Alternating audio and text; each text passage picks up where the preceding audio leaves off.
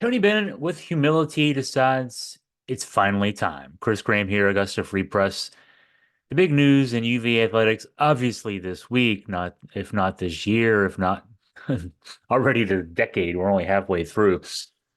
Is Tony Bennett deciding to step down this week, just a couple weeks before the season, starting November 6th on a Wednesday night? And he said on Friday, yesterday, as I'm recording this, at a press conference hastily arranged at the John Paul Jones Arena, where there are a lot of banners hanging up because of Tony Bennett and his work there over 15 years. He had to say that it really didn't crystallize for him until he took a couple of days off for fall break. Um, Rare that, in this day and age, a college coach, especially in a revenue sport, football or men's basketball, would get some time off, especially this close to a season. But uh, Tony and his wife, Laurel, took a couple of days, went to the Rappahannock River, uh, enjoyed the scenery, and Tony, after 3 years of going back and forth, decided that maybe it was time to hang it up. So, I'll point out it's far from a spur of the moment decision. I mean, if you're watching this, likely if you're a subscriber or you're somebody new coming in, but you read Augusta Free Press, you know that back in the spring, I caught wind of murmurs in the backstage, so to speak, at University of Virginia Athletics that maybe things were something was up with Tony. I did some public records requests. The Found out that there were some interesting tidbits in the contracts, in the language of contracts for Tony Bennett and his staff that sure looked like that maybe he was thinking about stepping down in 2 years. Not certainly in, at that point it would have been 5 or 6 months away when I was starting to look back at this in April and May. But uh, you know, things happen quicker. But I guess that the public records requests, in my analysis of them, sort of played out. Um, he'd been thinking about it longer than that. Turns out he and Carla Williams, the athletics director at UVA, talked about how Tony's back and forth with himself over his future in college basketball goes back 3 years to 2021. Here's one of the things he had to say, and well, I'll quote quite a few things he had to say at his presser yesterday.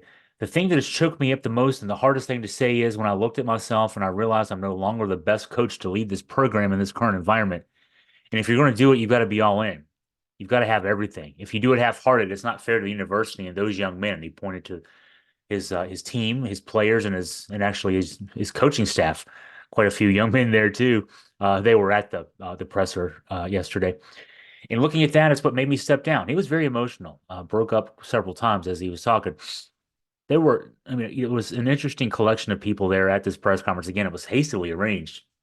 Uh, we found out later from Carla Williams that uh, Bennett had reached out to her just on Wednesday to say he was stepping down. She obviously tried to talk him out of it, was unable to. University of Virginia Athletics then on Thursday sent out a note to us in the media at 4:30 p.m. to say that there would be a press conference on Friday morning at 11 a.m. Word had gotten out during the day. Obviously, he talked with his team and his coaches early in the day. So the fact that a lot of folks were able to get together, especially some who had to travel, was significant. Now, the people who didn't have to travel very far, UVA President Jim Ryan, Athletics Director Carla Williams mentioned her. Her predecessor, Craig Littlepage, who's hung around town. He's been a Charlottesville fixture for decades now. Tony Elliott was there, UVA football coach. His team was getting ready to fly down to Clemson. They played today, obviously at noon. So less than 24 hours, or right around 24 hours, I guess, from game time. I understand that his team's flight was scheduled to leave at 12:30. He was there at 11 o'clock and stayed there through the whole 30 minutes roughly of the press conference. Debbie Ryan was there, a legendary former UVA women's basketball coach. Rick Carlisle, that one really impressed me. Rick Carlisle former UVA basketball great. He played on the Final Four team in 1984. He's the coach of the Indiana Pacers, won an NBA championship as the head coach of the Dallas Mavericks. Indiana played a preseason game on Thursday night in Indiana. He either had to fly out after that game to get to Charlottesville or get up way early in the morning and get there, get to the airport, get to Charlottesville Airport and get to JPJ. He walked in a few minutes before 11 o'clock. I was sitting in the back of the room. Here's where I'll admit I've got social anxiety disorder. Um, this is one reason I don't do well in press conference situations. Don't, this disorder just makes it so you don't feel comfortable in rooms full of people who are doing all kinds of different things, right? So, they had set up chairs in the media room in front of the table where Tony and Carlo were sitting.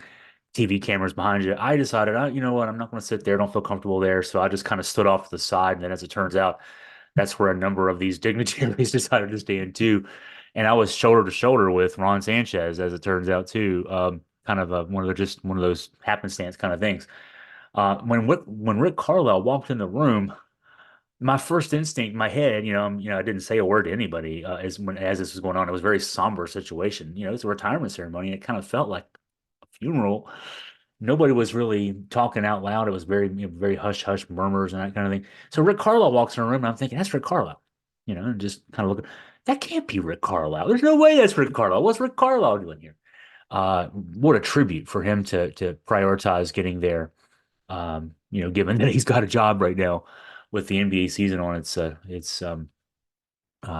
starting next week, I guess.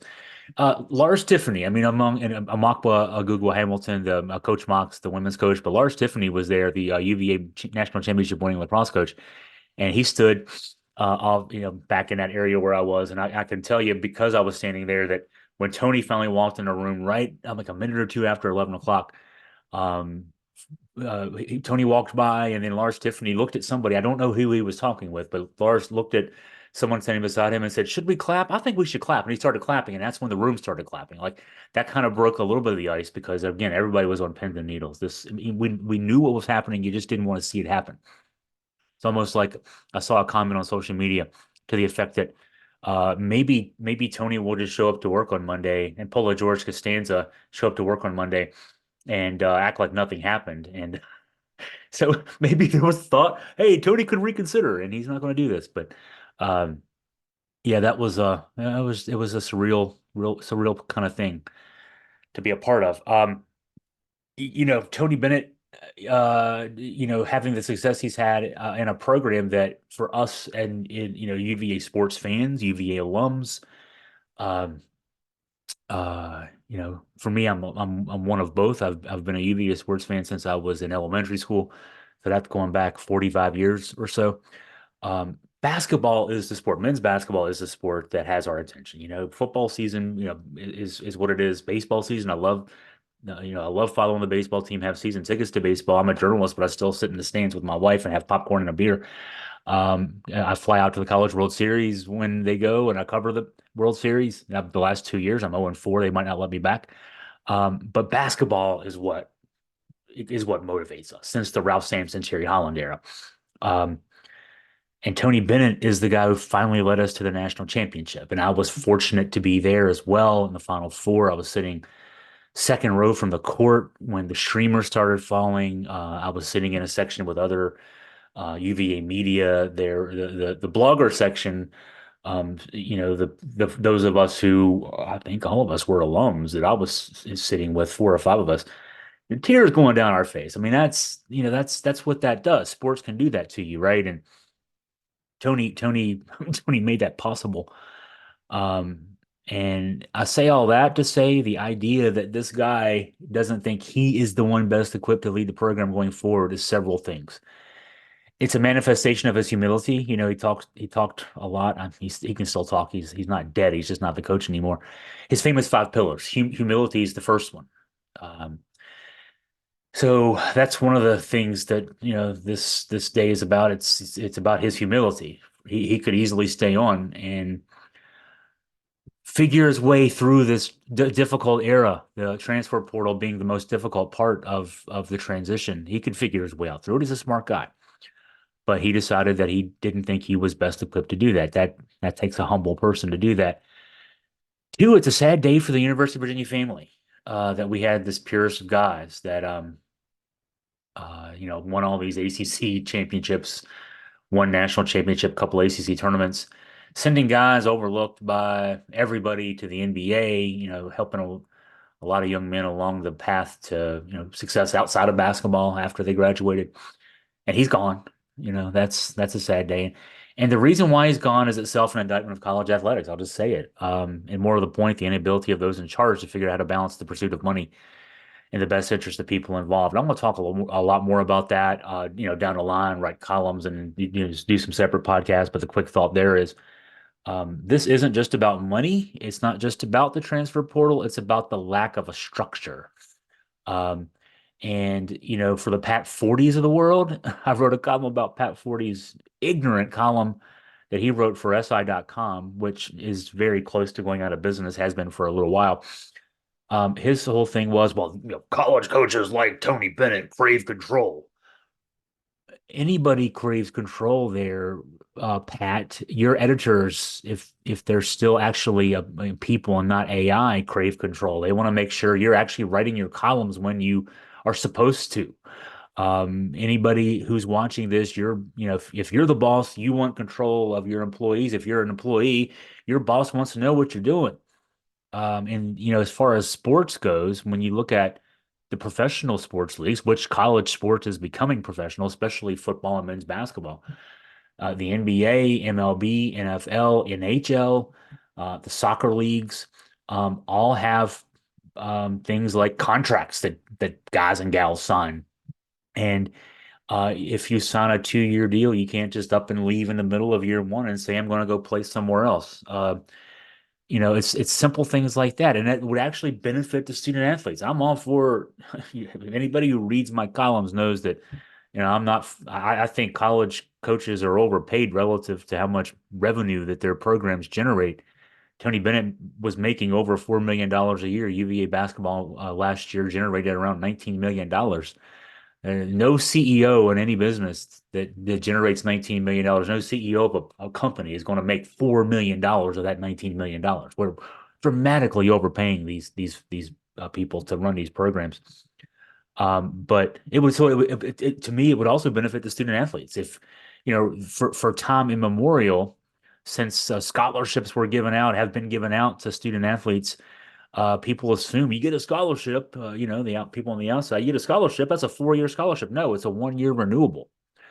They're 1-year contracts. So, in the future, part of what the NCAA needs to do here is, address that. If you can sign an athlete to a 1-year contract, maybe you can offer athletes that you think more highly of from a recruiting standpoint to a 2-year deal or a 3-year deal. Then they're not going to just up and leave or be able to up and leave. But you're committing more to them. You're giving them more there too. And I know that this settlement called the House settlement that's through the process of being approved is going to actually lead to the NCAA and its member institutions paying athletes directly. NIL is not direct money to the athletes. That's from the schools. That's money that's sort of like Caitlin Clark endorsing Nike. That's outside money. There's going to be money coming from the institutions as well, coming up soon. That's going to have some repercussions in addition. So, but I've been thinking for the last couple of years that Tony was probably just holding out, hoping that this would get resolved. I have to assume that he is looking at the landscape and saying it's nowhere close to being resolved. And if I'm speaking for Tony Bennett, I can't do this anymore. I can't be a part of this anymore. Not that he doesn't want to be a part of it philosophically, just that he's not the guy to be a coach, and a CEO of a program, best equipped to be that guy. So, um, talking about the weekend to clear his mind. This is a quote from him. Every coach, you get to that point, it's a long season, a hard ending. He was talking about at the end of last year, after last season, the 23, I think it was 23-11 finish, that ugly loss to Colorado State in the first four. After the really just heartbreaking, or not heartbreaking, it was because I guess there was a little bit of heartbreak. NC State hit a three at the end of that ACC tournament semifinal game to send it to overtime after a missed Isaac McNeely free throw opened the door, and then NC State dominated the overtime to beat Virginia, knock UVA out of the ACC tournament. But uh, there was so a couple losses in the season. UVA knocked out really frustrating end of last season, and Tony admitted that he thought about stepping down. He thought maybe his time was up. He said though a part of what kept him from doing that was he just didn't have a lot of time to mull things over because as soon as the season ends, you turn right to the transfer portal because you got guys leaving. In his case, he had a couple of seniors, in addition to Reese Beekman going to the NBA draft. Beekman could have come back. He was a senior, but could have come back for one more year. And he's now going to be a G League guy. He's getting garbage time minutes in the preseason with Golden State, but he's moving forward. Ryan Dunn, a surprise that he was a first round pick and is actually playing pretty well in the preseason for Phoenix. Had 20 points the other night, 6 3-pointers. He had 7 threes all last season at UVA. Great to see him playing well. But Tony had to refurbish the roster. I guess he decided I gotta work. Instead of thinking about himself, he put his mind to work and then worked with his staff. They re-recruited a pretty solid transfer portal class. Um, he admitted that a lot of that work in terms of the grunt work went to his staff, but he hung around to be a part of that. Went through the summer. Now, I will say that as the summer went on, word started circulating out of the program, getting to us here at AFP, certainly, that Bennett had ceded a lot of the control of the day-to-day basketball stuff, I keep calling it, to Ron Sanchez, who's now the interim coach. Ron was working with the players in individual workouts, small group workouts, and eventually when practice started here a few weeks ago, on up temp, increasing the tempo. Not necessarily playing Loyola Marymount. I'm not trying to say that, but definitely increasing the tempo. Um, this spring, so this is where I inject myself in the story. This spring, when I did the FOIA work, that led to the contract information discoveries that Tony's contract was up in 2 years. He eventually signed a 5-year extension of that deal, but I have to think that it was a lot of that was the pressure that came from my writing about it. And I'm not patting myself on the back or, walking around here with a big head. There's no reason that they signed him to a 5-year extension except for the fact that I made that public, and also made public that Ron Sanchez was the one assistant coach who actually had a contract longer than Tony's contract, which suggested to me that Ron Sanchez was perhaps the coach in waiting. I think we've confirmed all that now. That Tony now is saying that, Tony and Carla Williams were both saying that he was thinking as far back as 3 years ago about his tenure coming to an end. He didn't sign a contract extension for the last few years. His contract was up in 2 years. He rehires Ron Sanchez, who had left for 5 years to be a head coach at Charlotte, gives up the head coaching job after winning 22 games, comes back last summer to be an assistant coach. There's no way that Ron Sanchez came back to be an assistant coach. He came back to be the head coach in waiting. So that's where we are. Told you that 6 months ago. I was pilloried for doing that. I was called fringe media for doing that. And I'm not, the fan in me and alum in me is not happy that I was right, but I was right, as it turns out.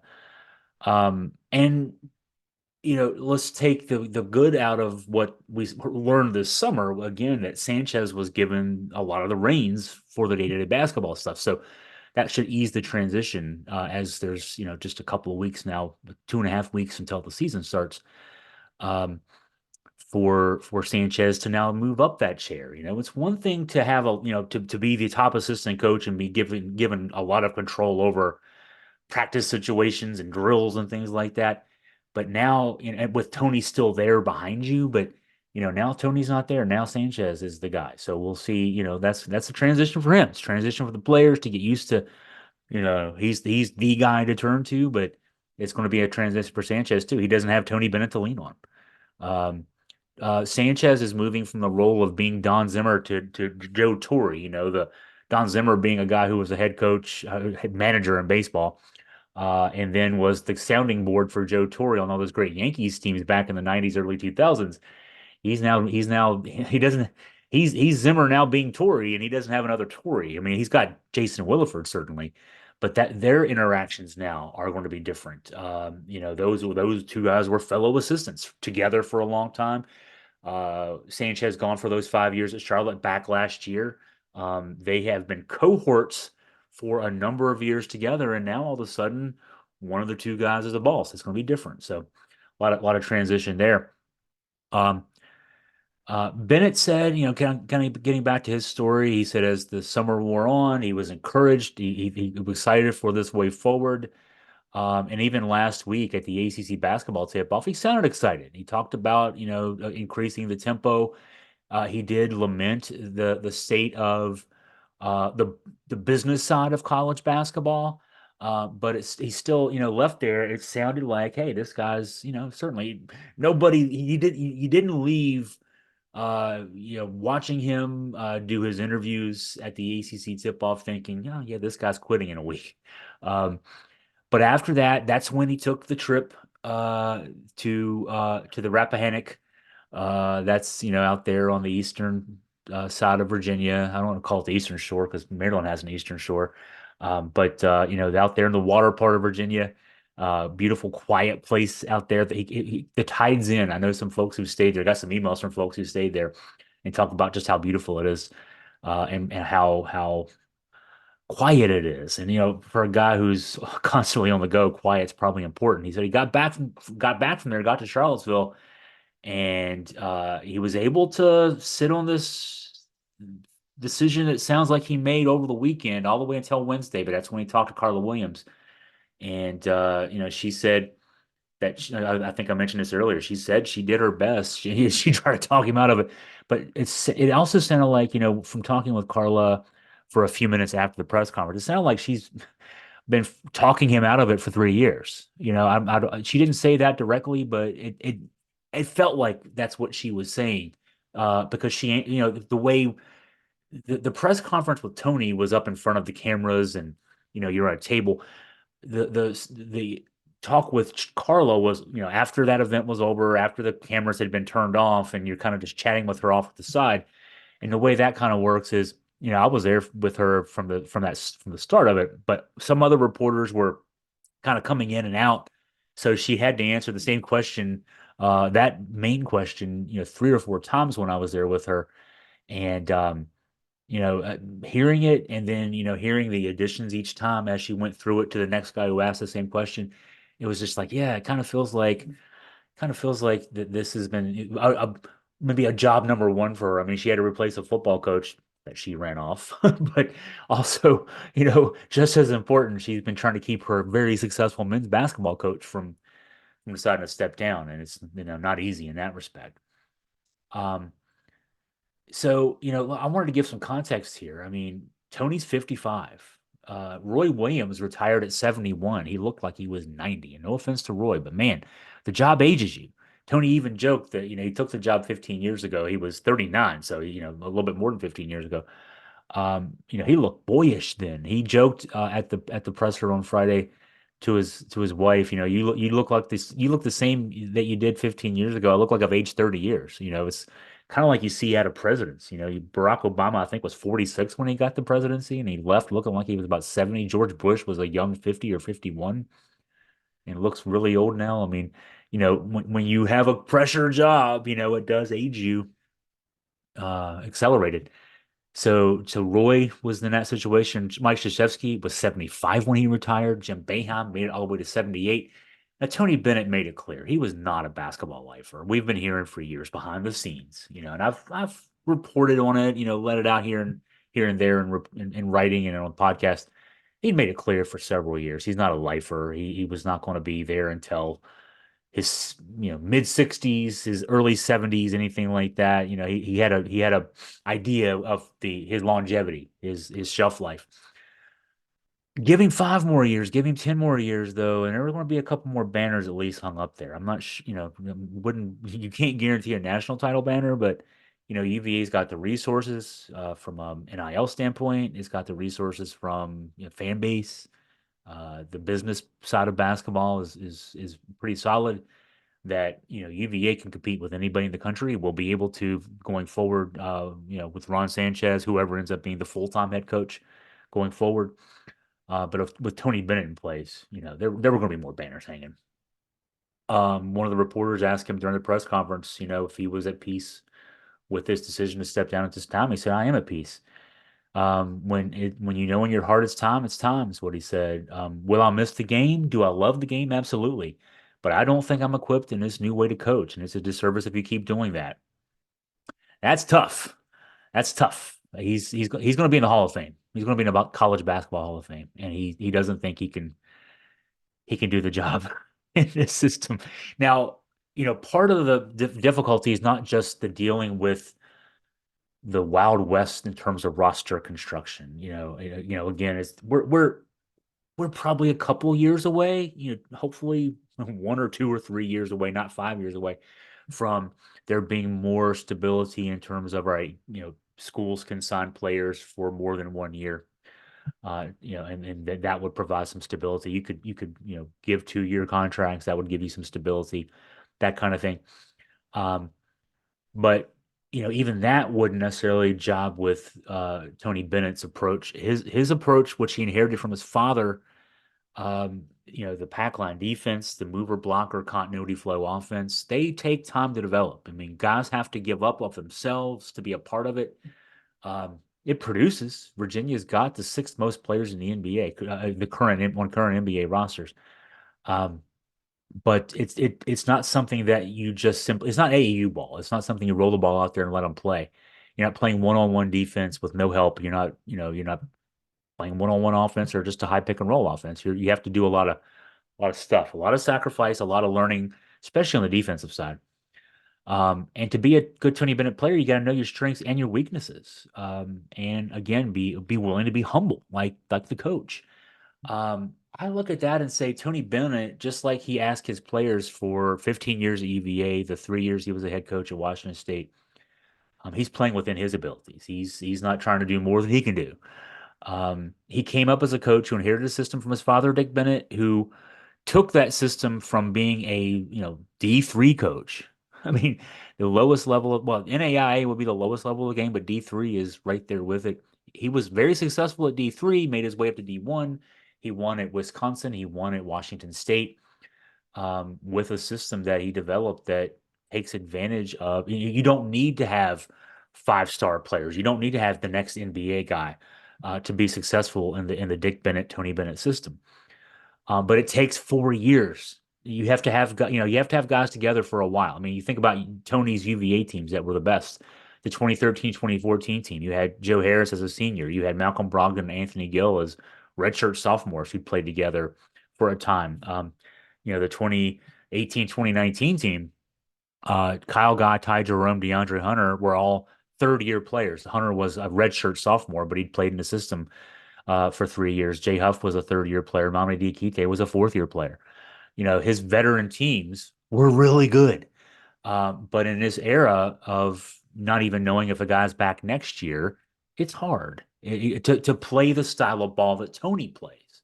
AEU ball coaches, no offense to them. I mean, if it works, it works. If you can coach up, if you can just collect talent and then look at them and say, "Here's what we're going to do," and coach them up, great. That's John Shire at Duke, who inherited that from Mike Krzyzewski. You just get a bunch of five stars and go out there and play. Not everybody can do that. There's only so many guys who would otherwise be in the NBA, if not for the one and done rule, that have to go to college pretend to go to college for a year. There's only so many of those.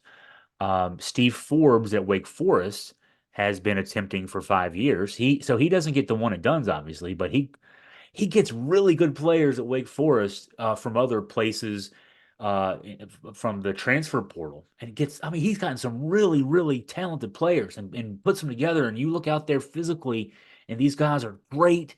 They're athletic as heck. He hasn't made an NCAA tournament in 5 years. So that's the other side of that coin. It's not easy to do that either. But it's certainly not easy to do what Tony Bennett does.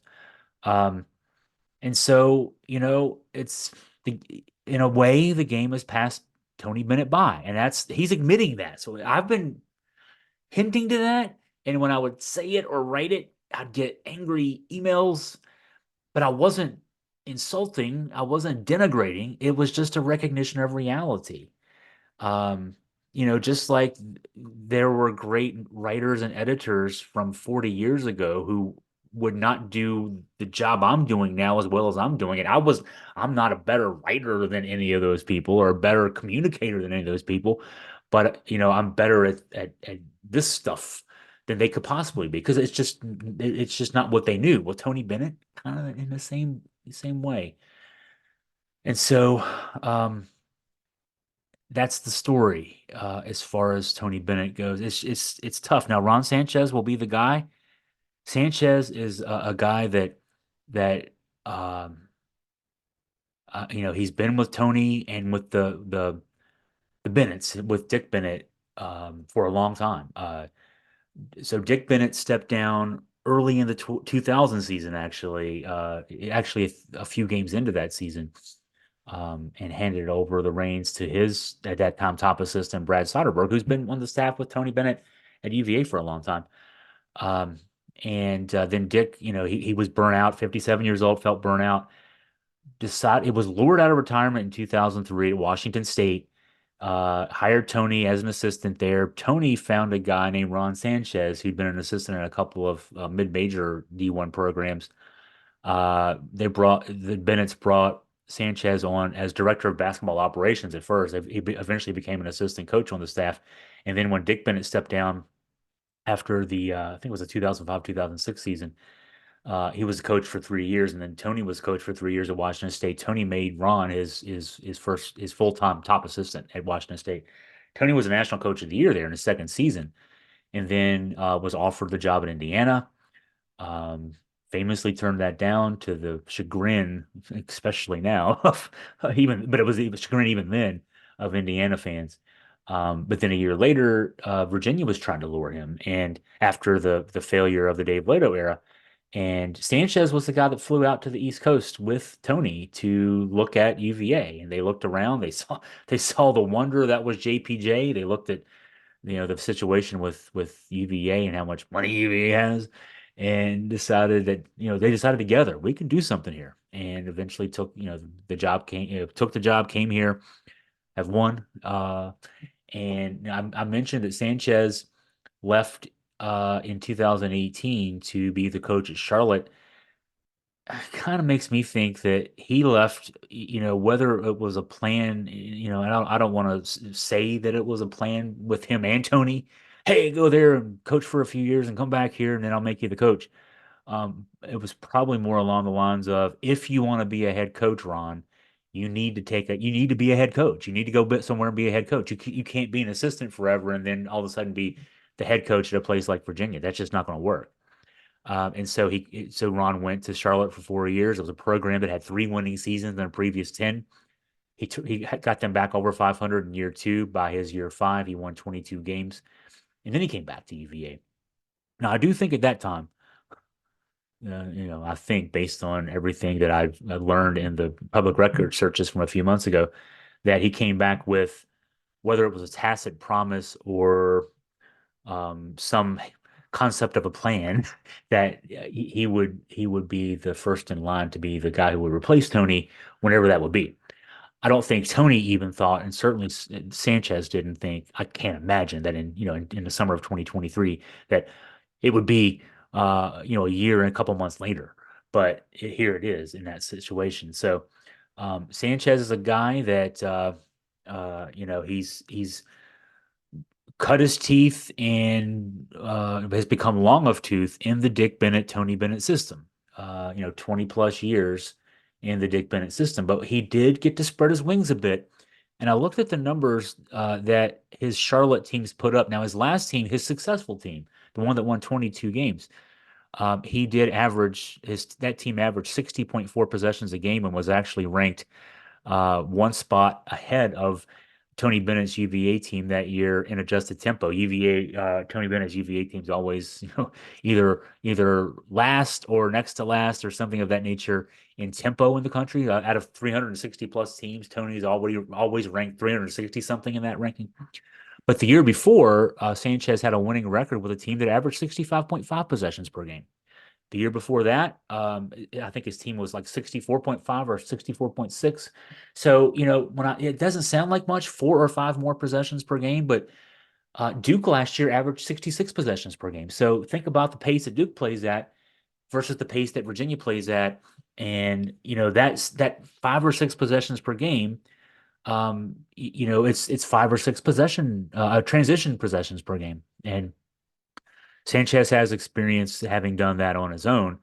And that he'd been working to get the Virginia offense to speed up a little bit to try to push transition when opportunities present, fast breaks or secondary breaks. And so, um, Tony's had already handed that off to Ron to tweak and implement. And now it's Ron's baby, and we'll see how that works as far as that goes. Um, Tony thinks he's left the program in good hands. He's excited for the players. He said they'll have to grow together. They have a very tough schedule coming up.